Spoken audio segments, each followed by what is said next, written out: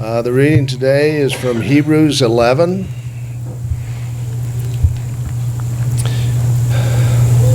Hebrews 11:6. But without faith it is impossible to please him. For he who comes to God must believe that he is, and that he is a rewarder of those who diligently seek him.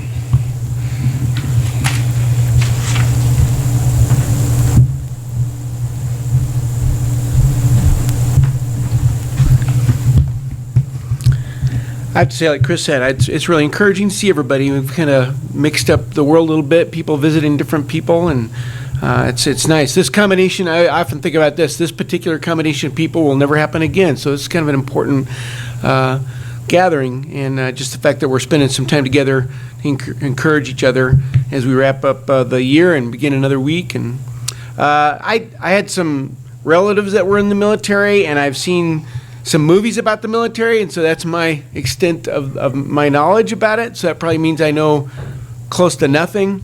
But one job that has stuck in my mind every time I think about maybe situations that are like that when there would be a group of people, a group of soldiers moving through enemy territory, and they would turn to one of the guys and say, "Okay, so-and-so, you take point." And he was the point man. And I don't know, like I say, a lot about it. But from what I understand, he was sent ahead of the rest, and the danger would find him first. His job was to kind of look the situation over, but if there was danger, it would fall on him first. And I just can't imagine the tension of that situation, of the responsibility. I think I was thinking about this because I was thinking about it's good to remember that when a priest entered the temple, I'm talking about under the Old Covenant, and when you read about the temple in the Old Testament, it's easy to forget how dangerous the temple was. When they set up the tabernacle and eventually the more permanent version of that, the temple, they were dealing with the presence of God, and that would be an arrangement where the spiritual world and the physical world would overlap. And we often think of the spiritual world as kind of this very fragile kind of place that is kind of built out of clouds, but actually it's the other way around. This physical realm is very temporary and fragile compared to the spiritual realm. And whenever the physical and the spiritual world would kind of interact, the physical world trembled. It was kind of on shaky ground in a very real way. You might think of the physical world as like paper and the spiritual world as like fire. They don't interact very well without this physical world being affected in a severe way. So any arrangement where they would interact, like this temple, had to be handled with great caution. And so if you think about this priest as a point man, he was sent ahead. The people would typically, when the priest was going to go in and handle things, they would be gathered outside, kind of watching to see what would happen and see if he would walk out again.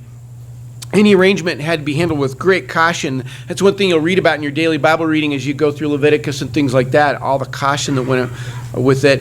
A priest going into the temple would be kind of like watching a guy cross a minefield. You're kind of keeping your eyes peeled to make sure everything turns out okay. Well, Luke chapter 1, we're going to look at this. We read about a man going in to the temple in Luke chapter 1. And it doesn't tell us everything what he's feeling, but I think it's safe to say he was a little bit on edge just because of all the things we're talking about. This was a very honorable position, a very dangerous circumstance to be in. His name is Zacharias, and he was a priest, and it was time to take care of the incense. Essentially, they flipped a coin. It was called drawing lots, and they basically would say, okay, it's your turn, Zacharias, and you're going in. He won the toss, and so he goes in. People are waiting outside, probably a lot of tension in the air. More than a few people had died in the tabernacle or the temple. So, in fact, this is historical records. You won't find this in the Bible, but some historical records say that they would tie a rope around the ankle of the guy that went in, because if he died, you didn't want to necessarily go in and get the body. You would just pull him out. So, that was handled just in case. There's no rope mentioned here. Probably wasn't in play at all. But the danger is real, and that That's what Zacharias is facing. Here's Luke 1:5. I'll give you some details, and we'll see what this has to do with us. In the days of Herod, king of Judea, there was a priest named Zacharias of the division of Abijah, and he had a wife from the daughters of Aaron, and her name was Elizabeth. They were both righteous in the sight of God, walking blamelessly in all the commandments and requirements of the Lord. But they had no child, because Elizabeth was barren, and they were both advanced in years. Now it happened that while he was performing his priestly service before God in the appointed order of his division, it was his turn, according to the custom of the priestly office, he was chosen by lot to enter the temple of the Lord and burn incense. Now, it's kind of important to know, like if this was the temple and I was approaching the presence of God, the altar of incense is right in front of the veil. So if those wooden doors back there were the veil, you're right in front of it. In fact, the ark, the veil burning thing, not to get technical on you, but I can't remember. But when they would burn the incense, the altar of incense, that's a hard word, the altar of incense was right in front of the veil, and it was about this big, and they would make sure it was always burning. Right on the other side of the veil is the most dangerous 900 square feet in the world. Before we get to what happened next, two other things to keep in mind, to kind of put yourself in Zacharias' shoes. He's alone. He's in there alone. And the only source of light is the lamp. As you entered, it was to your left. And he's approaching the veil. So you can imagine, since he was alone in the temple, how startling it would be to realize that he's not alone in the temple. Here's Luke 1:11. And an angel of the Lord appeared to him, standing to the right of the altar of incense. So he's right there. Zacharias was troubled when he saw the angel, and fear gripped him. It'd be one thing to bump into another person in there, but bumping into an angel, we understand why he was troubled. My family would say, you scared the fire out of me, it scared me to death. Use terms like that. He's really startled by this. And you may have noticed, by the way, in your daily Bible reading, that sometimes angels did look like humans, sometimes they didn't. Wings are not mentioned except in symbolic imagery, so don't get, sidetracked by some of the art that's presented. But when they were not incognito as humans, there was something about them that was terrifying. When you remember in the Old Testament that one angel is capable of destroying armies and whole cities with a gesture, maybe you understand why I kind of laugh when I see a little girl that has a t-shirt that says angel. It's like, she doesn't look that dangerous. The world presents the idea of angels as kind of a borderline fluffy maitre d'. That's not so much the case. Angels are terrifying, and that's why when you read about them, they generally say the same thing when they're interacting with somebody. You'll notice one of the first things an angel will say is this: don't be afraid. Because they look scary. There's something frightening about them. And in particular, in this case, he's expecting to be alone, and here's an angel. That was not on the itinerary at all. The ironic thing is that the angel is there at Zacharias' request, or at least in response to it. Pretty soon we find out that the angel is Gabriel. We know of some specific angels in Scripture, and this is one of them. This is Gabriel. Look at Luke 1:13.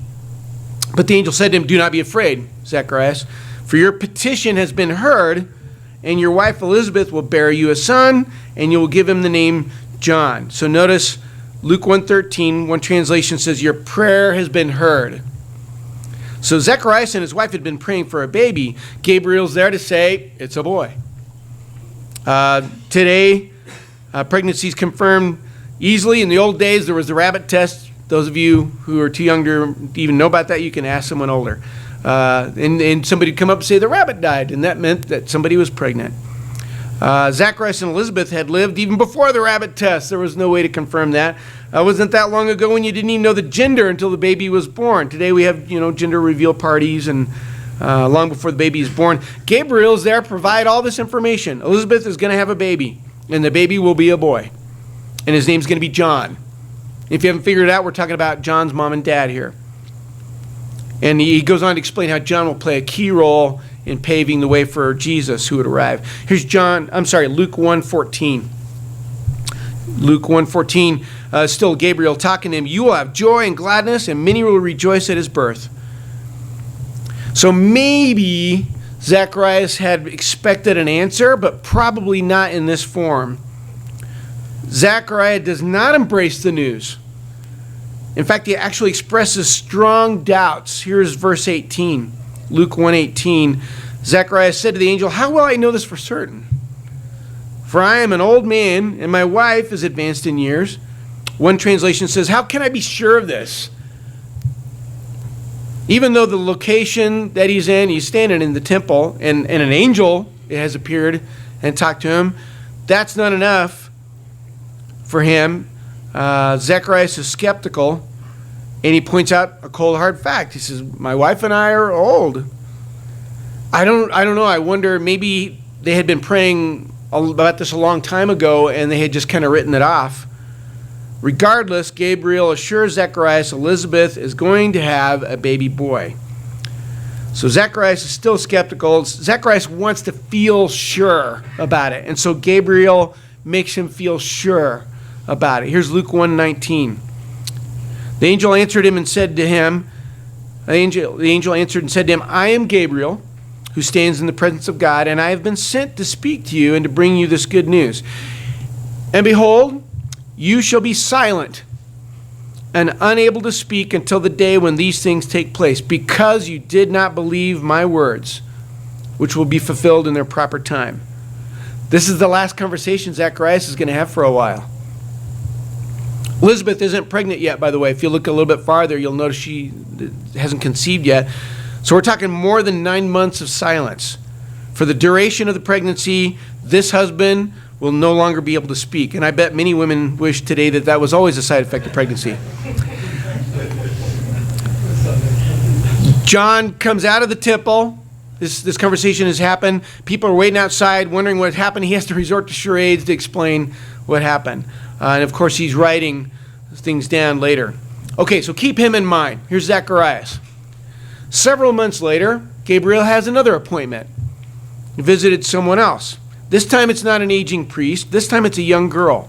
And at first, Mary responded to Gabriel a lot like Zacharias did. Here's Luke 1:26, same chapter, but a little farther. Luke 1:26. Now in the 6th month, the angel Gabriel was sent from God to a city in Galilee called Nazareth, to a virgin engaged to a man whose name was Joseph, of the descendants of David, and the virgin's name was Mary. And coming in, he said to her, greetings, favored one, the Lord is with you. But she was very perplexed at this statement and kept pondering what kind of salutation this was. Gabriel had to reassure her too. Notice in verse 30. Notice the same phrase. The angel said to her, do not be afraid, Mary, for you have found favor with God. So there's some significant differences here. We've got 2 different people being visited by the same angel, but let's compare these 2 things. There's some significant differences. Gabriel, first of all, wasn't there in response to a prayer. This time it was a message out of the blue. This time, the message isn't just unusual, it's extraordinary. Luke 1:31, you will be with child and give birth to a son. Now the message is virtually the same. You might notice that. Maybe about the same as the one delivered to Zacharias, but so much different in context. This message is being delivered to a virgin.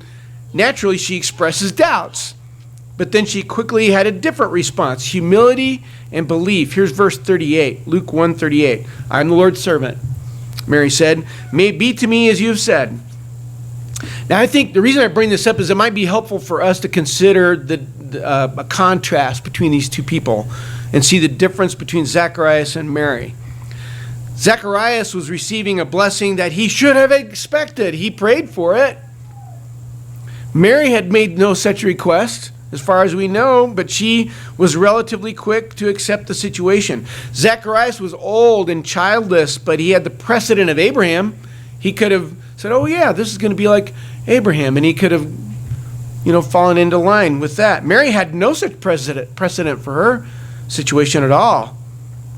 Zacharias was assured of something that was unlikely. Mary was assured of something that was impossible.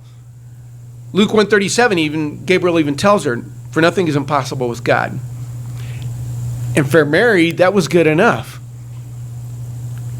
In the aftermath of these encounters, there's one key difference between Zacharias and Mary. Mary could talk. In order to be convinced, Zacharias had to be told, just be quiet. He was silenced. Maybe it's an indication that someone with weak faith shouldn't be so ready to express themselves. We've talked about this before, that the world is filled with people who have all kinds of opinions about things. Maybe sometimes it's just kind of important to be quiet if you don't know what you're talking about. Maybe that's kind of a slap in the face for all of us about that. Mary showed a greater grasp of faith than Zacharias did. All it took for Mary was the message. In fact, later on, Elizabeth, Zacharias' wife, pointed out the difference. She's talking about Mary in Luke 1:45. Blessed is she, talking about Mary, who has believed what the Lord has said to her will be accomplished. If you were to turn to Zacharias at that point and ask for his opinion, he would have to have written no comment. Mary did not ask for a special sign. She simply believed. We were talking about this in the Wednesday night class. There's something admirable and a little bit more on board with God's thinking, believing without fanfare, without the extra reassurance. That was part of the point with Thomas, you remember? He says, I'm not going to believe that Jesus is back unless I see him standing in front of me and be able to see his wounds. John 20, verse 29, this is what Jesus says to Thomas. In John 20, 29, Jesus said to him, because you have seen me, have you believed? Blessed are they who did not see and yet believed. Yeah, for some, the word of God's enough. God said this, and so, okay, that's what it means. In fact, Romans 10:17 says that our faith comes from the word. Hebrews 11:6 is what Scott read for us earlier. Hebrews 11:6 says, and without faith it is impossible to please him, for he who comes to God must believe that he exists, that's a great start, and that he is a rewarder of those who seek him. Some kind of response to that belief, I guess. It's a great start. We're talking about in James 2 that even the demons believe. So if you believe that God exists, good start, but you're not in the game yet. I think there's something comforting about approaching things like Mary did. Her response was, okay, I'm ready, whatever you say. Even if it's unlikely, even if it's impossible from my perspective.